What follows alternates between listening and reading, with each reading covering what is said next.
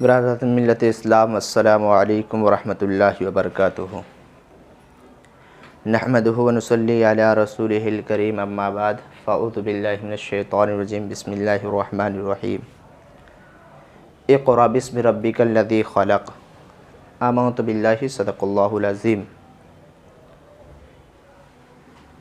यही है आरज़ू के तालीमे कुरान आम हो जाए, यही है आरज़ू के तालीमे कुरान आम हो जाए, हर परचम से ऊंचा परचमे इस्लाम हो जाए, हर परचम से ऊंचा परचमे इस्लाम हो जाए। हैरत है कि तालीमो तरक्की में है पीछे, हैरत है कि तालीमो तरक्की में है पीछे, जिस कौम का आगाज़ इक़रा से था, जिस कौम का आगाज़ इक़रा से हुआ था। हज़रात गिरामी, अभी मैंने जिस आयत करीमा की तिलावत करने का शरफ़ हासिल किया, इसका तर्जुमा करने से पहले मुनासिब समझता हूँ कि अपने आका की बारगाह में दरूद पाक का नज़राना अक़ीदत पेश करें। पढ़े बावाज़ बुलंद अल्लाहु रब्बु मुहम्मदिन सल्लल्लाहु अलैहि वसल्लम नहनु इबादु मुहम्मदिन सल्लल्लाहु अलैहि वसल्लम सलातुन व सलामुन अलैका या रसूलल्लाह सल्लल्लाहु तआला अलैहि व सल्लम। हज़रात, अल्लाह तबारक व तआला ने जब अपने महबूब पर कुरान नाजिल फरमाया तो सबसे पहले नमाज़ पढ़ने का हुक्म नहीं दिया। अल्लाह ने जब अपने महबूब पर कुरान नाजिल किया, ज़कात देने का हुक्म नहीं दिया। जब कुरान नाजिल किया तो अल्लाह ने अगर सबसे पहले जो हुक्म दिया कुरान पाक में, इक़रा बिस्मि रब्बिकल लज़ी ख़लक़, कि पढ़ो अपने रब के नाम से, पढ़ो अपने रब के नाम से, हुक्म हुआ पढ़ने का। आज हम लोग पढ़ाई के मामले में पीछे हैं, तरक्की के मामले में पीछे हैं, हर चीज़ के मामले में पीछे हैं। आज तरह तरह की मुश्किलों का सामना करना पड़ता है, तरह तरह की मुसीबतों का सामना करना पड़ता है। आज हमारे कौम का हालात इतने बदल चुके हैं, कहीं हमसे मस्जिदें छीनी जा रही है, कहीं हमारे मदरसे के बच्चों पर तहमत लगाई जा रही है, कहीं हमारे बहन बेटियां गैरों के साथ भाग रही है। आखिर ये सब मामला क्यों पेश आ रहा है? हमारी जहन खुल क्यों नहीं रही है? अब तक हम किस गफलत में सोए हुए हैं? अरे इमाम इश्क़ व मोहब्बत, इमाम अहले सुन्नत, मुजद्दिद दीन व मिल्लत, इमाम अहमद रज़ा ख़ान फ़ाज़िल बरेलवी अलैहि रहमत व रिज़वान फरमाते हैं कि वो सोए लालाज़ार फिरते हैं, तेरे दिन ए बहार फिरते हैं। हाय गाफिल वो क्या जगह है जहाँ, हाय गाफिल वो क्या जगह है जहाँ, पाँच जाते हैं चार फिरते हैं, पाँच जाते हैं चार फिरते हैं। कि हम लोग एक गफलत में पड़े हुए हैं। आला हज़रत ने क्या फरमाया? हाय गाफिल, हम लोग एक गफलत में पड़े हुए हैं। हमारी कोई किस न जाने किस गफलत में हम पड़े हुए हैं, किस बिना पर हम इतने फ़ख्र से चल रहे हैं इस ज़मीन पर, किस बिना पर हम इतना फ़ख्र कर रहे हैं। हमारे पास तालीम नहीं है, हमारे पास तरक्की नहीं है। ये सब डॉक्टर इकबाल ने अपने शायर में कहा था कि हैरत है कि तालीम व तरक्की में है पीछे, हैरत है कि तालीम व तरक्की में है पीछे। अरे जिस कौम का आगाज़ इक़रा से हुआ था, जिस कौम का आगाज़ इक़रा से हुआ था, हमारी आगाज़ जो हुई थी वो इक़रा से हुई थी। सबसे पहले हमें हुक्म जो मिला था वो पढ़ने का हुक्म मिला था। आज हम लोग इसी पढ़ाई के मामले में पीछे हैं, तरक्की के मामले में पीछे हैं। क्यों? क्योंकि हमने इल्म सीखने की कोशिश ही ना की, इल्म सीखने की कोशिश ही ना की। और एक वक्त था जो लोग इल्म सीखने के लिए जाया करते थे, एक वक्त था बुज़ुर्गों का जो कि इल्म सीखने के लिए जो मोमबत्ती जलाकर इल्म सीखा करते थे, इल्म सीखने के लिए सड़क पर जो लाइटें लगी होती है उसकी रोशनी में बैठ के इल्म सीखा करते थे, चांदनी की चांदनी रात में बैठकर इल्म सीखा करते थे। और अल्लाह का फजल करम है, लाख लाख एहसान है हम पर कि आज हमारे लिए ये बिजली आ चुकी है, आज हमारे गर्मियों के लिए ये पंखे, एसी, कूलर आ चुके हैं। इतने आराम के बावजूद भी हम पढ़ाई पर जो है एक ज़रा सा भी, एक ज़र्रा बराबर भी ध्यान नहीं देते। आज इतने फैसिलिटी मिलने के बाद, इतनी तमाम चीज़ मिलने के बाद फिर भी हम इल्म के मामले में पीछे, तरक्की के मामले में पीछे। आज देखें, नज़रें उठाकर देखें, तारीख़ गवाह है कि अगर कहीं तरक्की के मामले में पीछे तो वो मुसलमान, इल्म के मामले में पीछे है तो मुसलमान। क्यों? अरे जिसकी आगाज़ इक़रा से हुई, जिसे सबसे पहले पढ़ने का हुक्म हुआ कि पढ़ो अपने रब के नाम से, वही पढ़ाई के मामले में पीछे, वही पीछे। आज ये सब मामला क्यों पेश आता है? आज जो बहन बेटियां जो भाग रही हैं गैरों के साथ, कितनी बड़ी शर्म की बात है। मेरा ये वीडियो बनाने का मकसद ये है ख़ास कर उन लोगों के लिए कि जो अपने इस्लाम को समझने की कोशिश नहीं किया, इस्लाम जैसे पाक मज़हब को समझने की कोशिश नहीं किया। अरे गैरों ने भी जब देखा इस्लाम के चेहरे को तो कलमा पढ़ते हुए नज़र आए। तुम कैसे मुसलमान हो कि मुसलमान होकर भी गैरों के साथ भागा करती हो? गैरों से तुम्हें इश्क होता है, गैरों से मोहब्बत होती है। अरे इश्क इसका नाम नहीं है, मोहब्बत इसका नाम नहीं है। मोहब्बत वो है, हज़रत बिलाल जो मोहब्बत क्या करते थे, वो मोहब्बत है। वो इश्क इश्क है। वो आशिक रसूल जिसे पूरी दुनिया इमाम अहमद रज़ा ख़ान फ़ाज़िल बरेलवी के नाम से जानती है। वो आशिक रसूल जिसे पूरी दुनिया हज़रत उवैस करनी रज़ी अल्लाह तआला अन्हु के नाम से जानती है। वो आशिक रसूल जिसे पूरी दुनिया हज़रत बिलाल हबशी के नाम से जानती है। उनका इश्क था, उनकी मोहब्बत थी। ये मोहब्बत यहाँ भी काम आएगी, मैदान महशर में भी काम आएगी। अगर अपने इस दिल में मोहब्बत बसानी है, इश्क बसानी है, तो वो कोई दुनियादार की नहीं बल्कि मदीने वाले ताजदार की मोहब्बत बसाओ। मदीने वाले ताजदार की मोहब्बत बसाओ। ये दुनिया में भी काम आएंगे, आखिरत में भी काम आएंगे। एक शायर ने कहा था कि जियो का सिम आएगा चला जाएगा, 4G 5G आएगा चला जाएगा, ये 2G 3G तुम्हें टेंशन दिलाएगा। अरे अपना लो अपने किरदार में इश्क़ रसूल की मोहब्बत, ये डेटा मैदान महशर में काम आएगा। ये डाटा मैदान महशर में काम आएगा।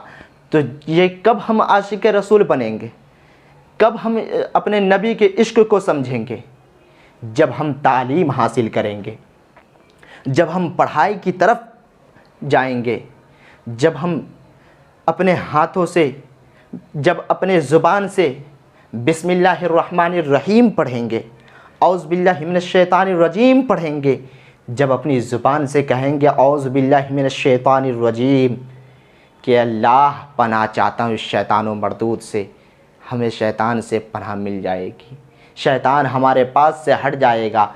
बिस्मिल्लाहिर्रहमानिर्रहीम के अल्लाह के नाम से शुरू करता हूँ जो बड़ा मेहरबान नहायत रहम वाला है। अरे अपने बच्चों को जब भी इल्म सिखाएं तो सबसे पहले बिस्मिल्लाहिर्रहमानिर्रहीम पढ़ाएं, ताकि बच्चा जब पढ़े तो यूँ कहें कि अल्लाह के नाम से शुरू करता हूँ। और जो काम अल्लाह के नाम से शुरू हो वो काम कभी बिखर ही नहीं सकता, वो काम कभी बिखर नहीं सकता। लेकिन माहौल आज हमारी कौम का आलम यह है कि अपने बच्चों को अल्लाह के नाम से शुरू नहीं बल्कि A for Apple, B for ball, D for dog के नाम से शुरू कराते हैं। C फॉर कैट यानी कुत्ता बिल्ली वाली पढ़ाई पर इतने ध्यान देते हैं। अरे जो हमारे कोई काम की नहीं है उस पर हम इतना गौर करते हैं। जब हमें नमाज का तरीक़ा नहीं मालूम तो क्या हमें ये कुत्ता बिल्ली वाले पढ़ाई से नमाज मालूम चलेगी? इस्लाम पता चलेगा? इश्क पता चलेगा? अरे जब अपने बच्चे को बिस्मिल्लाहिर्रहमानिर्रहीम पढ़ाएंगे तब पता चलेगा कि अल्लाह के नाम से शुरू जो बड़ा मेहरबान नहायत रहम वाला है। कौन हम पर मेहरबान है, कौन रहम करने वाला है? ये कब पता चलेगा? जब बिस्मिल्लाहिर्रहमानिर्रहीम से शुरू करेंगे, जब तालीम यहाँ से शुरू करेंगे। मैं ये नहीं कहता हूँ कि अपने बच्चों को इंग्लिश ना पढ़ाएं, अपने बच्चों को स्कूल में ना पढ़ाएं, अपने बच्चों को डॉक्टर इंजीनियर ना बनाएं, अरे अपने बच्चों को साइंटिस्ट ना बनाएं, अपने बच्चों को साइंटिस्ट भी बनाएं, इंजीनियर भी बनाएं, डॉक्टर भी बनाएं, अपने बच्चों को ऑफिसर भी बनाएं, अपने बच्चों को सब चीज़ बनाएं, सब चीज़ की तालीम दे, लेकिन उसे इल्मे दीन सिखाना यानी दीन की तालीम सिखाना ना भूले। दीन की तालीम सबसे ज़्यादा ज़रूरी है, जो तालीम दुनिया में भी काम आएगी, आखिरत में भी काम आएगा। जो दुनिया में भी काम आएगी, आखिरत में भी काम आएगी, वो तालीम सिखाएं अपने बच्चों को। उस तालीम के लिए जगह जगह पर मदरसे खुल रहे हैं, जगह जगह पर मदरसे बने हुए हैं, उस मदरसे में अपने बच्चों को भेजें। अब ज़रा ये गौर करें कि जब स्कूल की पढ़ाई में आपके बच्चे जब कमज़ोर होते हैं तो उसे ट्यूशन की ज़रूरत पड़ती है। गार्जियन क्या कहते हैं कि बच्चों को ट्यूशन की ज़रूरत है। जब आप स्कूल में कंप्लेन करने जाए तो स्कूल के मास्टर क्या कहेंगे कि इसे ट्यूशन की ज़रूरत है, अच्छी जगह पे इसे ट्यूशन पढ़ाया जाए। अरे जब हम ट्यूशन में ही पढ़ाएंगे तो फिर स्कूल किस लिए भेजा मैंने? सिर्फ हाज़िरी बनाने के लिए, क्लास बदलने के लिए? अरे जब हमें ट्यूशन में ही पढ़ाना है तो फिर मैं स्कूल क्यों भेजा? क्लास बदलने के लिए? लेकिन ज़रा गौर करो, जब इल्म दीन सीखने की बारी आती है तो किसी हाफिज़ ने ये नहीं कहा होगा कि इसे कुरान पढ़ने के लिए ट्यूशन की ज़रूरत है। किसी मौलवी ने ये नहीं कहा होगा कि इसे कुरान पढ़ने के लिए ट्यूशन की ज़रूरत है, बल्कि उसे मदरसे में ही अलिफ से लेकर या तक यानी अल्हम्दुलिल्लाह की अलिफ से लेकर सूरह नास की सीन तक उसे ट्यूशन की ज़रूरत नहीं, सिर्फ़ एक हाफिज़ कुरान की ज़रूरत पड़ती है। वही जो मदरसे में पढ़ाते हैं वही ट्यूशन घर में भी पढ़ाएंगे। ये बताइए इसमें कौन सी ट्यूशन की ज़रूरत है? इस तालीम के मामले में आज हम पीछे, इस तालीम को हम सिखाने में पीछे, इस तालीम को हम हासिल नहीं कर रहे हैं जो इतने आसान है। इतनी आसान तालीम को हम छोड़ रहे हैं जो हमारे लिए दुनिया में भी काम है, आखिरत में भी काम आएगी। जब तक अपने बच्चों को इल्म दीन न सिखाएंगे तो वो जानेंगे कैसे कि माँ बाप का हुस्न अखलाक क्या है, माँ बाप से मोहब्बत करने का तरीक़ा क्या है। जब अपने बच्चों को इल्म दीन सिखाएंगे नहीं तो उसे कैसे ख़बर होगी कि नमाज किस तरह पढ़नी है, कुरान किस तरह पढ़नी है, पाक कब होंगे, नापाक कब होंगे, कौन सा कपड़ा हमारा पाक है, कौन नापाक है। ये कब मालूम होगा? जब हम अपने बच्चों को इल्म दीन सिखाएंगे, जब दीन की तालीम सिखाएंगे, तब उसे मालूम होगा कि इस्लाम क्या है, इस्लाम कैसा मज़हब है। अरे इस इस्लाम मज़हब के चेहरे को देखकर गैरों ने कलमा पढ़ा था। जब मेरे नबी के चेहरे को लोगों ने देखा तो कलमा पढ़ते हुए नज़र आए। अरे नबी तो नबी, जब नबी के नवासे हिंदुस्तान में तशरीफ़ लाए गरीब नवाज, तो एक नहीं बल्कि 90 लाखों को कलमा पढ़वा कर मुसलमान बना दिया, कलमा पढ़ाकर मुसलमान बना दिया। इसी पर शायर ने कहा था कि क़ल्ब में जज्बे ईमान कहाँ से आता है, खुदा एक ये ऐलान कहाँ से आता, मुस्तफ़ा आप न आते तो कुरान कहाँ से आता, अभी बुतखानों में तूफ़ान कहाँ से आता, और ख्वाजा हिंदल वली का हम पर एहसान है यारो, वरना भारत में मुसलमान कहाँ से आता, वरना भारत में मुसलमान कहाँ से आता। हज़रात गिरामी, ये हैं इस मज़हब इस्लाम के तबलीग करने वाले जिनके चेहरे को देखकर एक नहीं, दो नहीं, तीन नहीं, बल्कि 90 लाख पंडितों ने कलमा पढ़ते हुए नज़र आए। वो गरीब नवाज, वो मखदूम अशरफ जहांगीर सिमनानी है जिन्होंने इस मज़हब इस्लाम के लिए दीन की खातिर सिमनान के तख्त व ताज को लात मार दिया, बादशाहत को लात मार दिया, सल्तनत को लात मार दिया, फ़कीरी को अपना लिया। आज हम कहते हैं अपने बच्चों को हाफिज़ बनाएंगे, तनख्वाह कितनी होगी? 5,000। अपने बच्चे को मौलाना बनाएंगे, तनख्वाह कितनी होगी? 4,000, 3,000, 5,000, 6,000 ये तनख्वाह होगी। लेकिन कभी आपने देखा नहीं, अपने नज़रों से देख लें कि जिस कपड़े को हाफिज़ पहनते हैं वो 1-2 रुपए का नहीं बल्कि तुम्हारे कपड़ों से भी ज़्यादा कीमती होता है। हाफिज़ के सर पे जो टोपियाँ सजी होती है वो टोपी 1-2 रुपए की नहीं बल्कि 200-300 की टोपियाँ सजी होती है।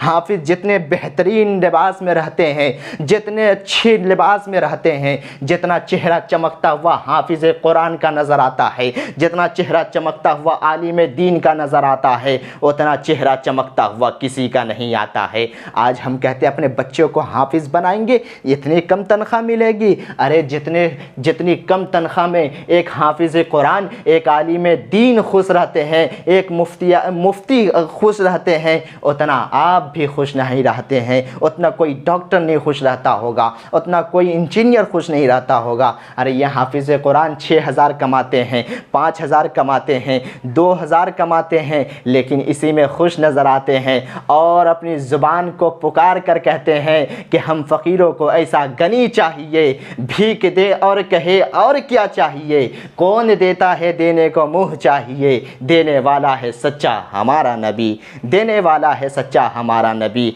ये हाफिज़ कुरान की अज़मत को जब आप समझेंगे, हाफिज़ कुरान की अज़मत को, आलिम दीन की अज़मत को जब आप समझेंगे तब समझ में आएगा कि अपने बच्चों को काश के आलिम बनाए होते, काश के अपने बच्चों को हाफिज़ बनाए होते। तो आज जिस तरह फलाह शख्स के बच्चे के सर पे ताज सजाई जा रही है, मैदान महशर होगा ना, वहाँ किसी डॉक्टर को नहीं कहा जाएगा कि तू इंजेक्शन देता जा, जन्नत के दरवाजे पे पहुँचता जा। किसी इंजीनियर से ना कहा जाएगा पुलसरात के रास्ते को चौड़ा कर ले, किसी साइंटिस्ट से ना कहा जाएगा कि पुलसरात के रास्ते को चौड़ा कर ले, जहन्नम की आग को बुझा दे। ये किसी जो है यूनिवर्सिटी के इसको नहीं कहा जाएगा कि अपने दिमाग से इस जहन्नम की आग को बुझा ले, लेकिन सिर्फ हाफिज़ कुरान से कहा जाएगा, ए हाफिज़ कुरान तो कुरान पढ़ता जा, अपने मकाम पे चढ़ता जा, ठहर ठहर के पढ़ जैसा कि तू दुनिया में पढ़ा करता था। जब हाफिज़ कुरान कुरान पढ़ना शुरू करेंगे, जन्नत के मकाम पे चढ़ते जाएंगे, क्या हुक्म होगा कि तेरी आखिरी आयत वहीं, तेरा आखिरी मकाम वहीं होगा जहाँ तेरी आखिरी आयत पहुँचेगी। जब वहाँ हाफिज़ कुरान पहुँचेंगे, हाफिज़ कुरान सवाल करेंगे, मौला अपने वादा को तो पूरा कर, अपने वादे को तो पूरा कर, मेरे माँ बाप कहाँ हैं?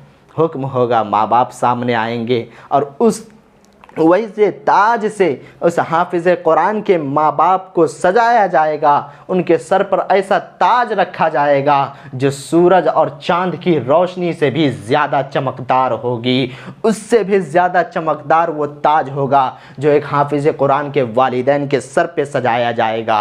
तो ज़रा सोचें कि जब जिस माँ ने उस हाफिज़ कुरान को अपने सिकम में रखा, जिस बाप ने अपने खून पसीना को बहाकर अपने औलाद को हाफिज़ कुरान बनाया, उस बाप का, उस माँ का ये मकाम है कि इतनी रोशनी, इतनी चमकदार ताज उन्हें पहनाया जाएगा। तो ज़रा गौर करें, जो बच्चा खुद अपने सीने में कुरान को बसाया है उसको किस इनाम से नवाजा जाएगा। आज हम दुनिया की तनख्वाह देखते हैं, आज हम दुनिया की ये तनख्वाह देखते हैं कि 10,000, 5,000, 6,000 है, लेकिन मैदान महशर को कभी याद न किया कि हमारे वहाँ बख्शिश कराने वाला कौन होगा। हम जब मरे तो हमारे कब्र पर आकर फातिहा पढ़ने वाला कौन होगा। अरे ज़रा गौर करें, हज़रत ईसा अलैहिस्सलाम का ज़माना था, उस ज़माने में एक शख्स था, बहुत बड़ा गुनहगार था, बहुत बड़ा सियाहकार था, उसकी इतनी ख़ताएँ थी, बेहद गुनाह किया करता था, बेहद गुनाह किया करता था। जब उसकी मौत का वक्त करीब आया ना, अपनी बेगम से कहा था, ए बेगम मेरी एक नसीहत याद रखना। कहा क्या नसीहत है? कहा अगर मेरा औलाद पैदा हो, मेरा बेटा पैदा हो, तो उसे तू इंजीनियर या डॉक्टर या ऑफिसर न बनाना, बल्कि उसे खुदा की राह में कुर्बान कर देना, हाफिज़ कुरान बनाना, आलिम दीन बना देना, मदरसे में डाल देना। वो औरत कुछ इस नसीहत के बाद कुछ दिन बाद उस शख्स का इंतकाल हो गया। उस शख्स का इंतकाल हो गया, मर गया, उसे लोग दफन कर दिए। कुछ दिन बाद उसे एक औलाद पैदा हुआ, जो बेटा हुआ। वो बेटा जब 4 साल का हुआ, उसकी बीवी उस बच्चे को लेकर मदरसा पहुंच गई।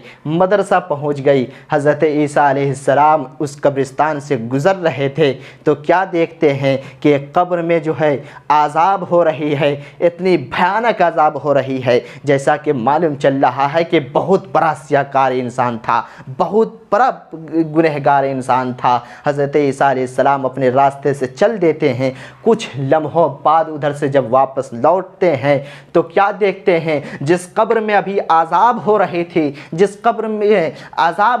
थी, उस कब्र से जन्नत की खुशबू आ रही है, जन्नत की हवा आ रही है। अरे वो नबी थे, अल्लाह के नबी थे, कलाम कर चुके अपने रब से, ऐ मौला अभी तो मैंने देखा इस बंदे के कब्र में आज़ाब हो रही थी, ये बंदा कब्र के आज़ाब में मुब्तला था, ये इतना बड़ा गुनहगार था, इसकी कौन सी अदा पसंद आ गई जो इसे जन्नत की खुशबू इसके कब्र से आ रही है, जन्नत की लिबास इसे मिल गई है, ए मौला इसकी कौन सी अदा पसंद आ गई है। रब फरमाता है कि ए मेरे नबी, ज़रा मुझे मालूम है ये बंदा बहुत बड़ा गुनहगार था, बहुत बड़ा सियाहकार था, बहुत बड़ा जानी था, बहुत बड़ा गुंडागर्दी किया करता था, न जाने कितनों के माल में, कितनों की अमानत में खयानत किया करता था। लेकिन जब मरने से पहले इसने एक नसीहत अपनी बीवी से किया था कि जब मेरा औलाद पैदा हो तो उसे मदरसे में डालकर आलिम दीन बनाना।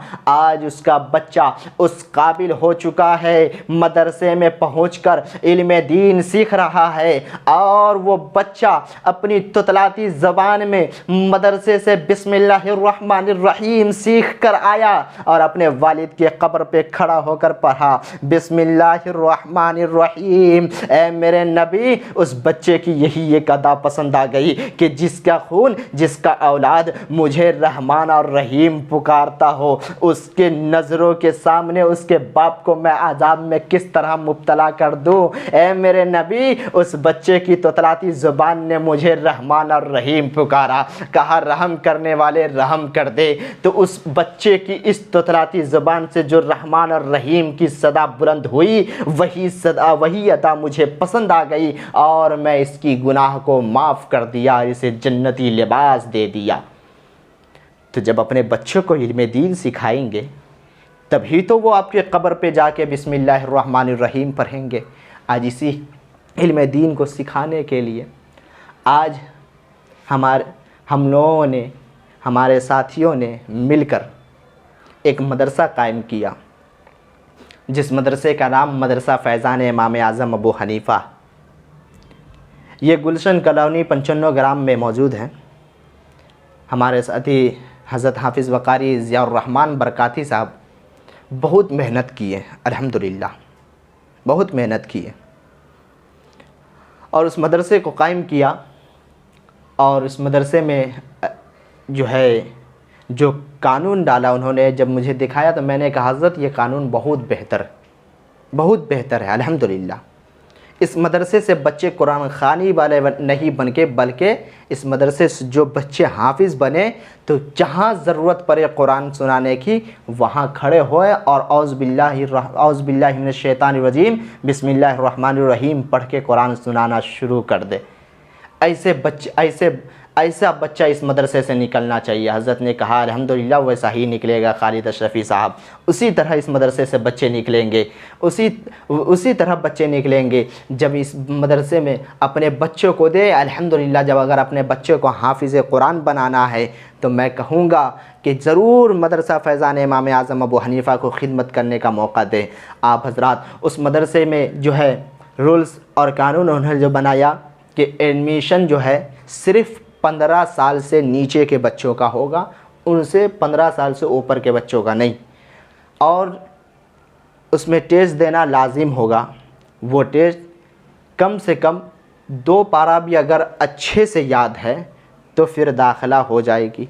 और 5 पारा ऐसे उन्होंने जो कानून बनाया था तो उनमें उन्होंने 8 पारा लिखा था। मैंने कहा हज़रत कम से कम अगर 2 पारा भी है, 5 पारा भी अगर किसी बच्चे को याद है तो आप उसकी भी एडमिशन ले लें, उसकी भी एडमिशन ले लें।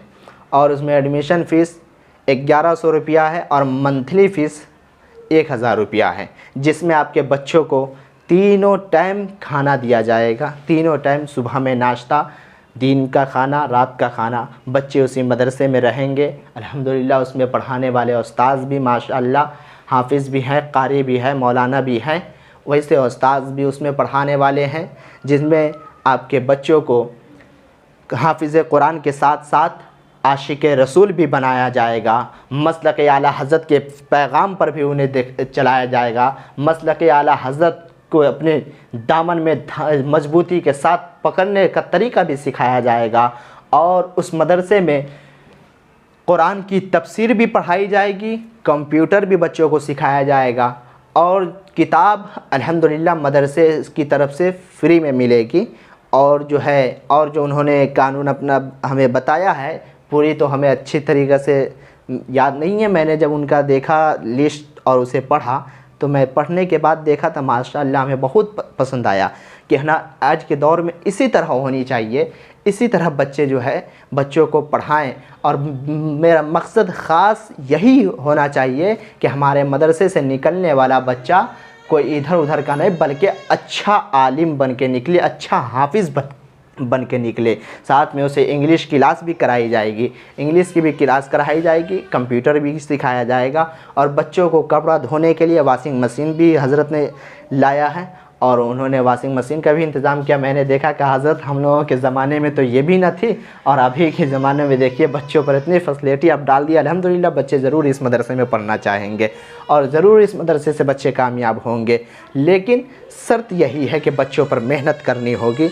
बच्चों को अब आप ख़ुद जो है अगर चाहते हैं अपने बच्चे को इस मदरसे में देने के लिए, अपने बच्चे को अगर अच्छा हाफिज़ बनाना चाहते हैं, अच्छा आलिम बनाना चाहते हैं, अच्छी तालीम देना चाहते हैं, तो ज़रूर एक बार मदरसा फैज़ान इमाम आज़म अबू हनीफ़ा में अपने बच्चे को एडमिशन करा कर देखें और उसके बाद हमें रिज़ल्ट बताएं कि हाँ खालिद अशरफ़ी साहब आपने जो बात बताई है एकदम हकीकत यही है कि इस मदरसे से जो है बच्चे को हाफिज़ के साथ साथ आशिक रसूल भी बनाया जाता है। आप इस मदरसे में एडमिशन कराने के लिए जो है हज़रत का कॉन्टेक्ट नंबर भी इसमें मैं आप हज़रत को भेज दे रहा हूँ और आप लोग उनसे रब्ता भी कर सकते हैं और एडमिशन करा सकते हैं। और अगर कुछ कम बेसी कराना हो तो वो भी इंशाअल्लाह हो जाएगा, हज़रत से बात करेंगे आप हज़रत।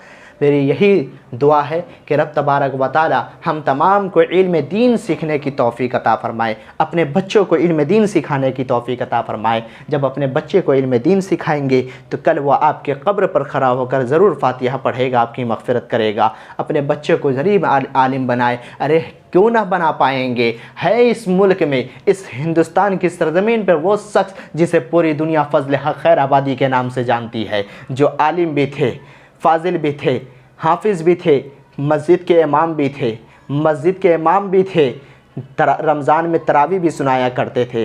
जहाँ बात और यहाँ तक के हिंदुस्तान के जो है जज भी वो ठहरे, जज भी थे।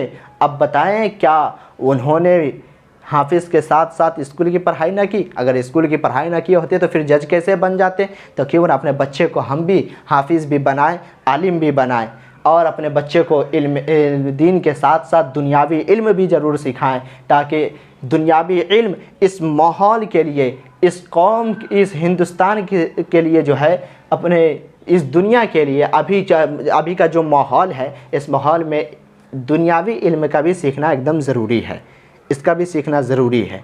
अगर हमें इंग्लिश पढ़ने नहीं आता, लोग मुँह देखते हैं। इंग्लिश भी हमें सीखना चाहिए, हिंदी भी सीखनी चाहिए हमें। यहाँ तक कि सरकार ने हुक्म दिया कि इल्म दीन सीखने के लिए, इल्म सीखने के लिए अगर मुल्क चीन भी जाना पड़े तो वहाँ भी जाकर इल्म सीखे। और इल्म सीखने की कोई उम्र नहीं होती है, क्योंकि हुज़ूर ने फरमाया कि माँ के गोद से लेकर कब्र की गोद तक इल्म सीखे। और एक हदीस पाक है, तलबुल इल्मी फ़रीज़तुन अला कुल्ली मुस्लिम, कि हर मर्द औरत पर इल्म दीन का सीखना फ़र्ज़ है। तो क्यों ना हम भी अपने बच्चे को ऐसी तालीम दे कि आज जो माहौल देखने को मिलता है इस माहौल से हमारे बच्चे बचे हो। आज हम अपने बच्चे को ऐसी तालीम तरबियत दे जिसकी वजह से हमारा माशरा संवरता हुआ नज़र आए। आज जो ये सुनने को मिलता है कि फ़लाँ की बेटी फ़लाँ गैर कौम के बेटों के साथ भाग गई है, उसे हम फ़ातिमा ज़हरा की सीरत पढ़ाएँ, उसे समझाएँ कि हमारा इस्लाम कितना पाक मज़हब है, हमारा इस्लाम कितना पाक मज़हब है। जिस इस्लाम के चेहरे को देखकर गैरों ने कलमा पढ़ा था, जिस इस्लाम के चेहरे को देखकर लोगों ने कलमा पढ़ते हुए नज़र आए थे। और सिर्फ यही नहीं बल्कि उस नबी करीम सल्लल्लाहु अलैहि वसल्लम के चेहरे को तो देखना दूर की बात, अरे जब उनके नवासे गरीब नवाज के चेहरे को लोग देखे तो कलमा पढ़ते हुए नज़र आए। उन्हें अरे आशिक रसूल मुजद्दिद दीन व मिल्लत इश्क़ व मोहब्बत इमाम अहमद रज़ा ख़ान फ़ाज़िल बरेलवी अलैहि रहमत व रिज़वान के चेहरे को देखकर लोगों ने कलमा पढ़ा। यही तक नहीं बल्कि उनके बेटे हुज़ूर मुफ्ती आज़म हिंद हुज़ूर हुज्जतुल इस्लाम के भी चेहरे को देख के लोगों ने कलमा पढ़ा। हुज़ूर मुफस्सिर आज़म हिंद के भी चेहरे को लोग देख कर कलमा पढ़ते हुए नज़र आए। यही तक बस नहीं बल्कि हुज़ूर ताजुश शरिया अलैहि रहमत व रिज़वान के चेहरे को देख के भी लोगों ने कलमा पढ़ा। किसी शायर ने कहा था, क्या चांद से रोशन चेहरा था, हर दिल पर उतरता जाता था, जिसे देख के गैरों ने कलमा पढ़ा, या सैयदी मुर्शिदी अख्तर रज़ा, या सैयदी मुर्शिदी अख्तर रज़ा। मैं अपनी गुफ्तगू को यहीं पर ख़त्म करता हूँ। अगर हमें बोलने में कोई ख़ता हो गई हो, कोई गलत अल्फाज निकल गया हो, रब तबारक व तआला की बारगाह में तौबा करता हूँ सिद्क़े दिल से। अस्तग़फ़िरुल्लाह रब्बी मिन कुल्लि ज़ंबि व अतूबु इलैहि, अस्तग़फ़िरुल्लाह रब्बी मिन कुल्लि ज़ंबि व अतूबु इलैहि। अरे हैरत है कि तालीम व तरक्की में है पीछे, हैरत है कि तालीम व तरक्की में है पीछे। जिस कौम का आगाज़ इक़रा से हुआ था, जिस कौम का आगाज़ इक़रा से हुआ था, लहद में इश्क़ रुख़े शह का दाग लेके चले, अंधेरी कब्र थी सुनी चिराग लेके चले। वमा अलैना इल्लल बलाग व आखिरु दावाना अनिल हम्दुलिल्लाहि रब्बिल आलमीन।